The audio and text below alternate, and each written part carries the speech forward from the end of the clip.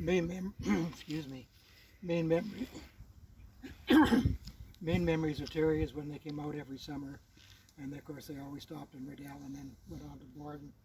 Quite often I pitched a tent in front of my grandmother's house, which was across the street from us. I remember a few times when Terry probably been cooped up in the car too long, so as soon as the car stopped in Riddell, out, and the fight was on. It was pretty good. And we got along really well. We did have to teach him a little bit about raiding gardens, that you don't do any damage when you do that. You just sneak in and out. But in later years, my wife and I went to Vancouver a number of times for various reasons and stayed often with Aunt Fern and Uncle Bob, which looked after us so well. And Terry always made a good point of seeing us, looking after us, taking us someplace.